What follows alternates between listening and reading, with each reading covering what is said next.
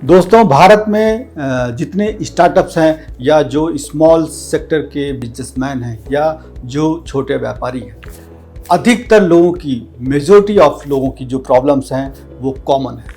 जिसमें से सबसे बड़ी समस्या है कि वो सारे अपनी कंपनियां प्रोमोटर ड्रिवन कंपनियां होती हैं, यानी कि जो मालिक होता है या जो प्रमोटर होता है ऑर्गेनाइजेशन का, वही पूरी स्ट्रेटजी बनाता है, वही एक विजन को लेके चलता है। उसके पास कोई भी एक फुल प्रूफ कह सकते हैं या कोई भी एक ऐसा नापा तोला कोई स्ट्रेटजी नहीं होती है या कोई रोड मैप नहीं होता है। बस उसको जो अच्छा लगता है या उसको जो अपने गट्स में होता है, जो उसको जिस पे उसको विश्वास होता है, उस तरीके से वो आगे बढ़ता है। दूसरी सबसे बड़ी समस्या है कि लगभग इस टाइप के जो व्यापारी होते हैं वो उनके पास एक या दो लोग की मैन पर्सन होते हैं, यानी कि उनके ऊपर उनका सारा व्यापार निर्भर होता है।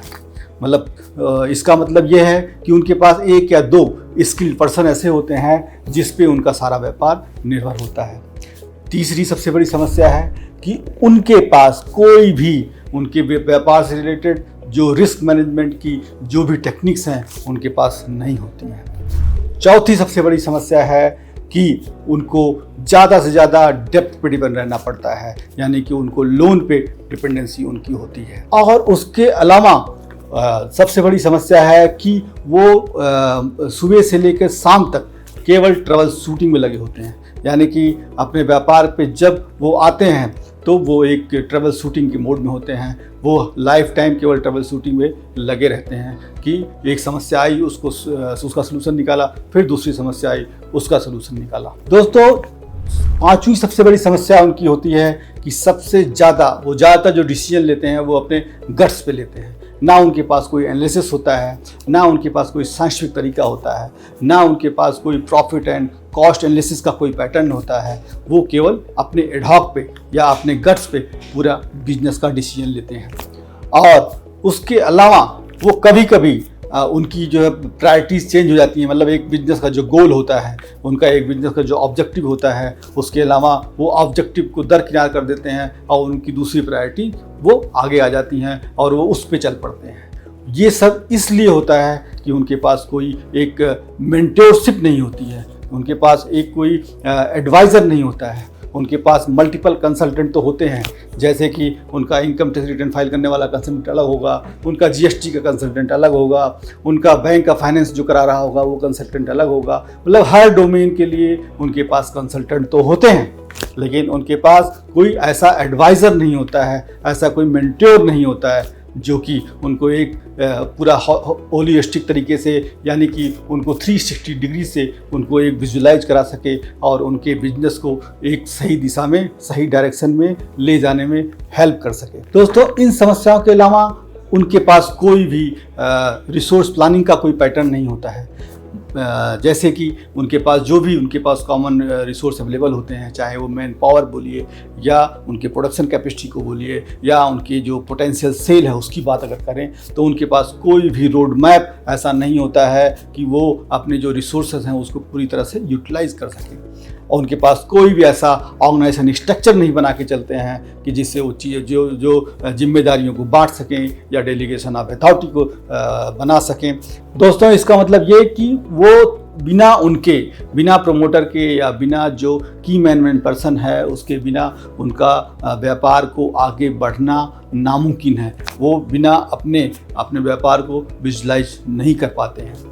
ये सब बहुत सारी समस्याएं हैं जो कि एक कॉमन जो छोटे व्यापारी हैं या जो छोटे एंटरप्रेन्योर हैं या स्टार्टअप्स हैं, इन सब की एक कॉमन समस्याएं हैं। तो दोस्तों, मैं मनीष मिश्रा, पेशे से चार्टर्ड अकाउंटेंट, आपको बताऊंगा कि इन सब समस्याओं से, यानी कि आप कैसे प्रोमोटर ड्रिवन कंपनी ना बन के एक सिस्टम ड्रिवन कंपनी कैसे बन सकते हैं, कैसे आप जो है अपने अकाउंट्स, फाइनेंस, टैक्स, कैसे इन चीज़ों के जो रिस्क होते हैं या जो कंप्लायंसेस के रिस्क होते हैं या जो बाकी बिजनेस रिस्क होते हैं उनसे कैसे निकल सकते हैं, कैसे आप डेब्ट फ्री रह सकते हैं, यानी कि कैसे बिना लोन लिए अपना व्यापार रन कर सकते हैं, यानी कि या कम से कम कॉस्टिंग में फाइनेंस कॉस्ट से आप अपना बिजनेस रन कर सकते हैं, कैसे आप बिना अपने ज़्यादा इन्वॉल्वमेंट के या आपने डे टू डे के जो रूटीन के जो इन्वॉल्वमेंट होते हैं उसमें ज़्यादा से ज़्यादा इन्वॉल्व ना रह के कैसे अपने व्यापार को आगे बढ़ा सकते हैं। दोस्तों, ये सब मैं आपको बताऊंगा कि कैसे इन सब चीज़ों को किया जा सकता है। दोस्तों, वैसे तो जैसा कि आप जानते ही हैं कि जो बड़े व्यापारी हैं या बड़े बिजनेसमैन हैं या बड़े बिजनेस हाउसेज हैं, उनके पास ये सब करने के लिए एक CFO होता है या एक CEO होता है। तो वो एक सर्टेन एक्सपीरियंस लेके आते हैं, सर्टेन एक वैल्यू लेके आते हैं और एक एक्सपेंसिव उनका जो है खर्चा होता है। उनको अफोर्ड कर पाना एक छोटे व्यापारी के लिए या स्टार्टअप्स के लिए या एक SMEs के लिए एक तरह से अफोर्डेबल नहीं होता है। तो दोस्तों, इस सब से बाहर निकलने के लिए या अपने व्यापार को ऑर्गेनाइज करने के लिए इन सब तरीकों को बताऊंगा मैं आपको। तो इसके लिए आप मेरे से जुड़ सकते हैं। आप नीचे दिए हुए लिंक्स पे अपना क्लिक करके उसको फिल कर सकते हैं और हम एक जो है 1-to-1 फेस एक कंसल्टेशन कर सकते हैं और आपके व्यापार से रिलेटेड जो भी समस्याएं हैं उसको समझ के और आपके लिए एक लॉन्ग टर्म सलूशन दे सकते हैं।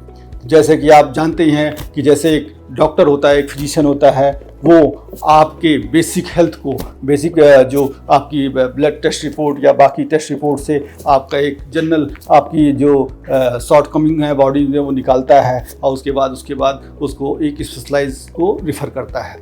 तो उसी तरीके से मैं आपके बिजनेस की जो एक पैरामीटर है, जो जहाँ पे गड़बड़ हो रही है या जो आपको स्ट्रक्चर करना है, वो मैं आपको बताऊंगा और उसको सुधारने का पूरा इंतजाम किया जाएगा।